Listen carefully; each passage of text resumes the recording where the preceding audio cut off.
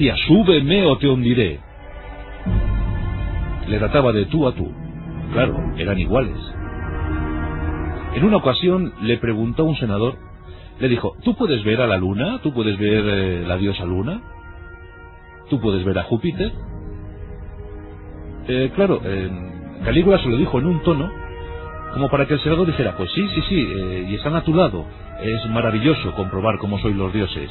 Pero no, el senador era veterano, era inteligente y dijo: no, señor, no, emperador, no puedo verles. Eso solo es un privilegio de vosotros, los dioses vivos. Eso le salvó. Porque claro, reconoció que su emperador era un dios viviente. Tenía un caballo. La famosa historia del caballo. Un caballo al que mandó crear para él, mandó construir para él una cuadra de mármol puro. El pesebre de ese caballo era de marfil auténtico, de marfil inmenso, majestuoso. El caballo era su mejor caballo de carreras. Se llamaba Incitatus. Incitatus era veloz como el viento. Galopaba con equilibrio, el equilibrio que le faltaba a su dueño. Tenía mantones púrpura, tenía joyas. Incluso el propio Calígula comentó muy ufano y muy divertido que le iba a nombrar cónsul, que sin duda alguna su caballo Incitatus era más inteligente que sus cónsules o senadores. No sabemos qué fue de Incitatus. Espero que corriera muy bien, porque supongo que a la mínima traba, Incitatus se quedaría sin pesebre de marfil. El famoso caballo de Calígula, Incitatus. No era buen militar, pero tuvo que hacer una campaña, claro.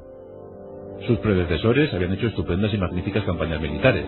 Él, en consecuencia, ordenó movilizar 2 legiones, y con ellas, en el año 39, partió rumbo a Germania.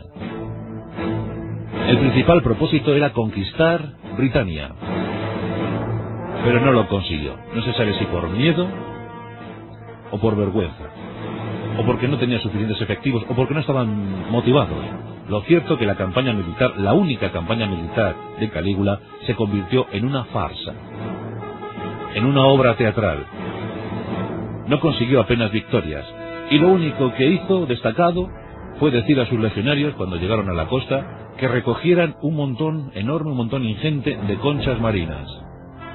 Luego, a su regreso, capturó a algunos galos, los irreductibles galos de siempre, y bueno, pues para hacer ver como que había derrotado a los germanos, cosa que no había sido así, pues ordenó disfrazarles de germanos, y con esa farsa se presentó en Roma. Dicen que volvió más agrio que nunca. Había fracasado como militar, y su padre germánico, su padre, había sido el mejor militar de Roma.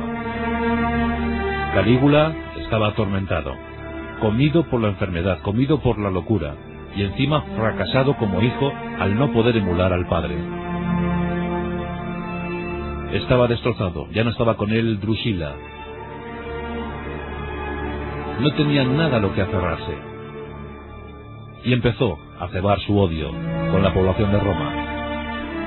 Ejecutaba, masacraba, torturaba. Los pretorianos no lo podían soportar. Veían comprometida incluso su propia existencia. En una de las últimas conspiraciones, los pretorianos entraron en conjura. No le vamos a consentir, no le vamos a permitir ni una sola más. Nos encontramos en el mes de enero del año 41. Calígula, Cayo César, tiene 28 años. Tan solo 28 años. Y a sus espaldas miles de víctimas. Después de la celebración de unos juegos palatinos, Calígula se dirige hacia sus estancias, hacia sus aposentos. En un estrecho pasillo le esperan algunos miembros de la Guardia Pretoriana. Sin esperar más, viendo cómo llegaba el cuerpo de aquel larguirucho emperador, de aquel cruel emperador, un legionario le seccionó parte del cuello. Otro le hundió su espada en el pecho. Y finalmente hasta 30 cortes recibió Calígula. La frase del primer guardia pretoriano, del primer pretoriano, fue: Aquí está lo que habíamos acordado. Eso fue lo primero que dijo uno. Los demás le masacraron al grito de «Dale una vez más, dale una vez más, dale una vez más». Era una de las frases favoritas de Calígula en el circo romano. Le gustaba mucho el circo, le gustaban mucho los gladiadores. Una de sus distracciones, por cierto, era cuando daba el sol, cuando el sol se presentaba con su máximo poder, era quitar los toldos para que el sol cayera a plomo entre la muchedumbre. Se provocaban insolaciones, se caían los cuerpos y Calígula lo pasaba muy bien. Otro de los juegos era lanzar alguna riqueza, algún oro, sobre los senadores para provocar avalanchas humanas y que murieran decenas de personas. Y su frase, «Dale una vez más», con esa murió el terrible, el déspota, el cruel Calígula. Los pretorianos buscaron por palacio. Calígula había muerto.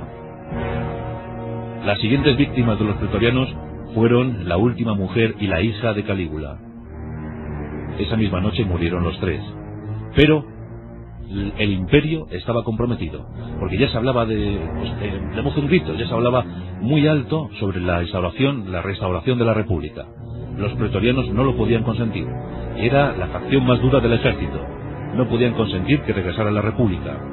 Los pretorianos buscaron porque sabían que había alguien en palacio, alguien que podía subir el imperio romano, el mando del imperio romano.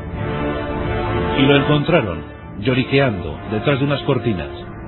Era Claudio. Claudio era tío de Calígula. Y Calígula no se había deshecho de su tío porque le divertía mucho. Calígula pues siempre buscaba diversión, y en su tío Claudio lo había encontrado. Claudio era cojo, era tartamudo, tenía muchos tics, y eso provocaba la diversión del joven. Eso le permitió a Claudio seguir vivo, y eso permitió a Claudio llegar a ser emperador. Era el único que quedaba con vida de toda la dinastía Julio-Claudio. Los pretorianos lo sabían y por eso le habían elegido como emperador títere. Los pretorianos proclamaron a Claudio. Claudio no fue tan tonto como se pensaba, y durante unos años supo aguantar hasta que finalmente murió envenenado como tantos. Las setas fueron en esta ocasión. La historia del Imperio Romano, la historia de ese primer siglo después de Cristo, la historia del atroz Calígula, las pequeñas sandalias plebeteadas que tanto hicieron padecer a las calzadas del Imperio Romano.